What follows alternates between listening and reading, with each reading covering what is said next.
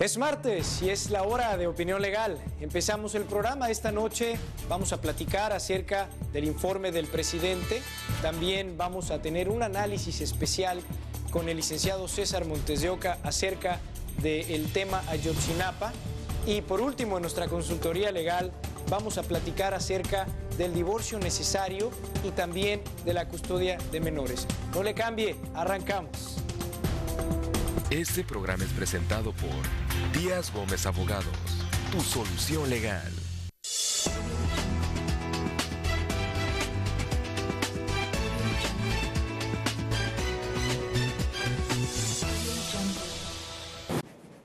Buenas noches, ya estamos aquí en Opinión Legal para platicar con usted como cada semana de cuestiones que tienen que ver con derecho, con política, con poder.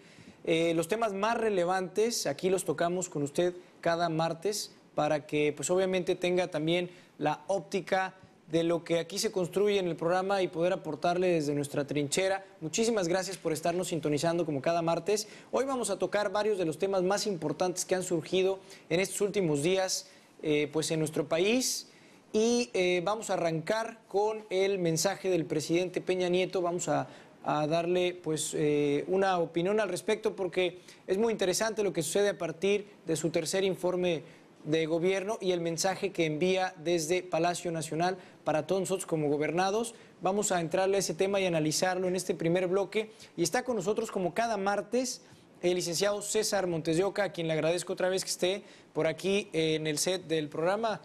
César, ¿cómo estás? Bienvenido. Muy bien, Oscar, muchas gracias. Buenas noches a ti y a todo nuestro auditorio. Un gusto estar con ustedes nuevamente. Gracias a ti, César, como siempre. Oye, César, pues a raíz de la semana pasada comentábamos aquí en el programa lo que estaba sucediendo en el marco del tercer informe, las distintas cosas como los cambios que habían habido en el gabinete, los perfiles de los nuevos funcionarios que entraron al gabinete, los que habían salido, sus porqués, y luego veíamos la situación de México en el contexto de este tercer informe, pues tan complicado, ¿no? Tan complicado para Peña Nieto por todo lo que ha pasado durante este último año anterior, en donde pues ha habido una serie de escándalos en contra del presidente, en contra de su gobierno, en contra de su familia, en contra de sus funcionarios como el secretario de Hacienda, etcétera. Ha habido muchas noticias que han pegado, que han mermado a su gobierno y entonces era una expectación tremenda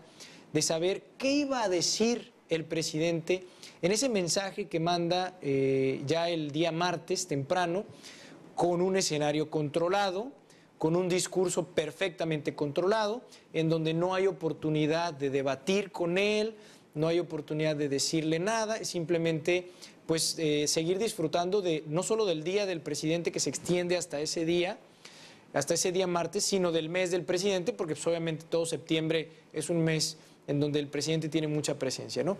Entonces era muy grande la expectativa de escuchar el mensaje del presidente. Yo te diría, lo escuché muy a detalle, no me gustó, no me convenció. Y ahorita te voy a dar mis razones. ¿Qué te pareció a ti? Bueno, pues, para mí el presidente llega en un momento sumamente disminuido a este tercer informe. Llega en un momento en el que el país parece ser que se le está desmoronando, por lo menos políticamente hablando, no es una cuestión literal. Van 3 años de gobierno en el que no se han visto resultados palpables con las tan cantadas reformas estructurales y sin embargo vemos que el presidente manda un documento de 616 páginas aproximadamente al Congreso a través de su secretario de Gobernación. Y como bien dices tú, no hubo oportunidad de réplica, toda vez que no compareció ante el Congreso. Hay un tecnicismo ahí en la Constitución que desde Fox para acá se ha aprovechado para que el presidente no comparezca ante los legisladores de manera presencial, sino lo hace de manera escrita y posteriormente, durante la glosa del informe, es que comparecen los secretarios de Estado a rendir cuentas respecto a algunos puntos del informe presidencial, que como recordarás es un balance del estado general que guarda la nación y obviamente pues el presidente presenta cifras alegres, números muy positivos, cacarea el huevo, vaya, de las pocas cosas que ha hecho, pues cacarea el huevo de lo poco que ha hecho y bien, vemos que este informe o este discurso controlado, como bien lo pusiste, pues no hace distinción de lo que sucede realmente en la realidad, ¿no? No vemos estos beneficios o este buen punto en el que estamos, según las palabras del presidente. En la realidad no acabamos de comprender en dónde se ve reflejado el mensaje positivo que dio nuestro presidente, ¿no? Mira, el presidente tocó algunos temas que todo el mundo estaba esperando que mencionara, como por ejemplo el hecho de que alguien se escapó de la cárcel, en este caso el Chapo, ¿no? Era así como tema tabú, ¿qué irá a decir el presidente? Y luego mencionó muy superficialmente la cuestión de Ayotzinapa, bueno, sobre todo las distintas cuestiones por las que se le ha criticado en cuanto a corrupción, en cuanto a la casa, etcétera, sin decirlo así, pero él mismo asumía que la propia figura presidencial ha estado pues muy a la crítica durante este último año. O sea, es decir, empezó como tratando de decirle a la gente, sí estoy consciente de estas cosas, ¿no? Empezó, empezó como tratando de darle a entender a la gente que estaba en conocimiento de lo que a la gente le dolía y que él era humilde y que él lo mencionaba. Pero fueron unas cuantas líneas y de ahí empezó él con un discurso que tiene que ver con sus reformas, que ya pasaron, no eran cosas relevantes, no era lo que el pueblo quería escuchar. O sea, como tú dices, refritió parte incluso del informe pasado, volvió a dar un contexto, antes de entrarle a los temas de los números y de decir cómo estaba la situación del país, volvió a dar un contexto de lo que habían sido las reformas, ¿no? Y eso fue algo que a mí no me gustó. Lo entiendo, porque desde su posición, ¿qué otra cosa va a decir? Si no es ocupar el espacio donde está todo el foro enfocado en él, para, pues, obviamente, volver a utilizar esa plataforma y promocionarse y promocionar lo que anteriormente hizo y por lo que fue muy reconocido. Pero esos discursos ya se le acabaron. Es necesario que empiece a hacer cosas nuevas, positivas, porque no podemos llegar al sexto informe escuchando todavía que logró hacer y aterrizar las reformas. Pues eso ya se logró desde hace tiempo y ya lo dijo en el primer y en el segundo informe de gobierno, ¿no? Eso no, solamente te deja ver, César, que no tiene más contenido de importancia. Y eso me lleva también al tema del decálogo que da el presidente, ¿no? Que ha usado en sus informes anteriores este mecanismo para decir, estoy tomando medidas específicas y normalmente las anuncia, las da a conocer y dice que se va a trabajar en ello.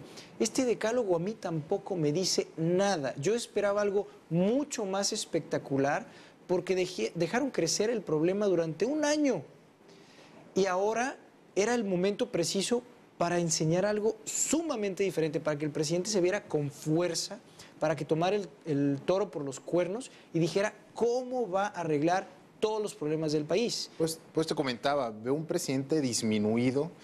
Como bien dice, si analizamos el informe que está disponible en la página de la Presidencia de la República, está el informe completo para quien tenga la curiosidad de consultarlo, pues señala como triunfos en un informe que tendría que ser del ejercicio que acaba de transcurrir, del ejercicio próximo pasado, pues se retrotrae hasta el año 2012, ¿no? Y empieza a enumerar las reformas, como bien dices, las leyes que ha publicado, empezando por la reforma laboral, que ni siquiera fue en su época, ¿no? Se aprobó en los últimos días de Calderón. Pero bueno, él las toma como si fuera propias en el periodo de transición, etcétera.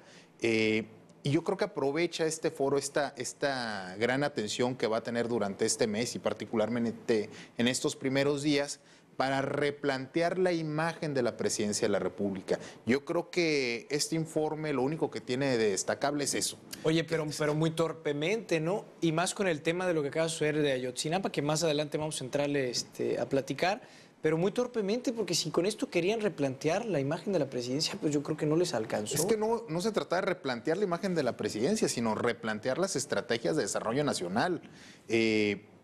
Siguen defendiendo las reformas que evidentemente no han funcionado y destacan, y sí es cierto, ahí sí y concuerdo en darle el beneficio de la duda, que las reformas energéticas apenas van a empezar a implementarse. Vamos a ver la participación ya del capital privado en la exploración y explotación de pozos petroleros. pues vamos a ver cómo nos va, ¿no? Ahí es el único punto donde le podemos dar el beneficio de la duda a la presidencia, para ver si es cierto que la tan cantada reforma energética va a traer los beneficios económicos que se esperan para el país.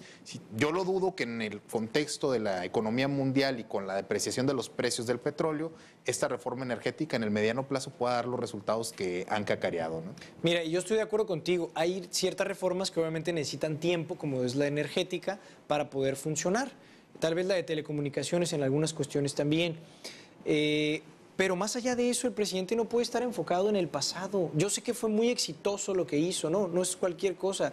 Son logros magníficos el haber logrado, valga la redundancia, aterrizar este tipo de reformas cuando hizo el Pacto por México. El haber logrado el Pacto por México en sí era por sí mismo un logro, ¿no?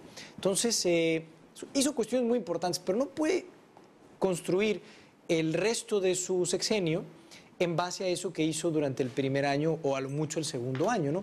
Él tendría que estar atacando ya de una manera más fuerte la situación que está pasando México, ¿no? Con la cuestión de la economía, con la cuestión de la inseguridad. Esos temas son los temas que le importan a la gente. Y ahí yo no encontré un punto de su decálogo que fuera sumamente práctico, que fuera sumamente fácil de entender, de cómo va a hacer el presidente para que durante el próximo año cambie el rumbo del gobierno, haya más credibilidad, mejore la economía, mejore la seguridad pública. Se necesitaba algo más dramático para mejorar, algo más dramático que anunciar. Tampoco se trata de ser populista, pero sí mostrar algo más frontal, dado que fue tu problema del último año, ¿no? Y es la expectativa de todo el mundo. Te tuvo que mostrar algo concreto, Óscar, porque pareciera que está en campaña política nuevamente el presidente con el famoso decálogo en el que propone, entre otras cosas, concretar acuerdos para la justicia cotidiana. Sí, inglés para todos los niños. Es el punto uno, ¿no? Es el punto uno. Sí. Inglés para todos los niños. Bueno, eso es súper abstracto, ¿no? ¿Cómo se lo aterriza a la gente? Volvemos al problema de todos los políticos mexicanos. Te dicen el qué, pero jamás te dicen el cómo. No, y si ese cómo nunca llega, ¿no? Y si te dicen el cómo, de todas maneras, no es algo que se va a implementar ni siquiera de aquí al próximo informe de gobierno, ¿no? O sea, o no se va a poder llevar a cabo como debería. No, y menos en el marco de un ajuste presupuestal, que por cierto, hoy lo presenta Luis Videgaray, el presupuesto de egresos de la Federación, para ver si se lo aprueba el gobierno, el Congreso, y pues vamos a ver qué tal nos va ahí, ¿no? Tenemos muchas expectativas según nuestro presidente, tenemos cosas que hacer, volvemos otra vez al paternalismo, volvemos a los programas sociales para disminuir la pobreza a través de la dádiva, más no así a través de la eficiencia y en la producción y en crear fuentes de empleo, ¿no? Yo critico algo de una manera muy concreta. El hecho de tratar de hacer zonas económicas especiales en los lugares del país en donde históricamente no ha habido riqueza nunca, ni la habrá, ¿sí? Nos quitan a Baja California nuestro sistema tributario especial, entre comillas. Teníamos un incentivo fiscal por ahí en el IVA, pero ahora quieren llevar esas zonas a Oaxaca, a Guerrero, a lugares que están muy... ¿Y por qué no pueden seguir haciendo lo mismo con nosotros? Es lo que yo no comprendo, es lo que no alcanzo a entender de la política tributaria y fiscal que propone la Presidencia de la República, ¿no? Entonces, bueno, creo que ahí estamos cerrando y es de responsabilidad de todos no solamente criticar, sino revisar a detalle este informe presidencial y pues a través de nuestros legisladores, que es el único medio, tratar de hacer algo, ¿no? Para que haya una rendición de cuentas total. Exigir, César, nos quedan unos cuantos segundos antes del corte, pero no quiero dejar de comentar dos temas. Austeridad, pues obviamente habría que ver en qué van a aplicar esa austeridad, ¿no? Porque dice el gobierno que se va a apretar el cinturón, pero los que normalmente viven con el cinturón apretado son los ciudadanos y cuando el gobierno lo quiere hacer no necesariamente lo hace de la manera más inteligente o donde de veras debería apretarse el cinturón, ¿no? Ahí tenemos que estar muy vigilantes. Y otro tema, la Secretaría de Cultura.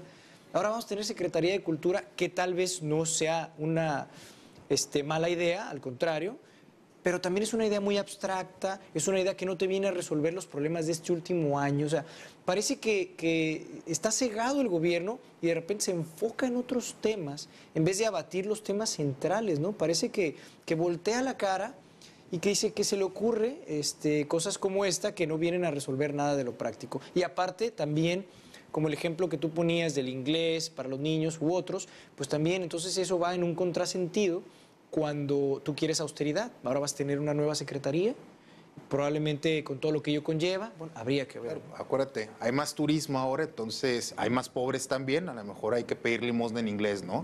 Entonces, muy criticable la postura del gobierno en ese sentido. Insisto, no dice el cómo lo va a hacer, ni tampoco para qué queremos una Secretaría de Cultura en este momento, con las circunstancias que están sucediendo en el país, ¿no? Los temas son otros, ¿no? Son Los otros, temas son totalmente otros. de acuerdo. Bueno, vamos a un pequeño corte, César, y ahorita regresamos. No le cambie, estamos en UTV, estamos aquí en Opinión Legal platicando de temas interesantes del transcurso de la semana. Regresamos con el caso Ayotzinapa.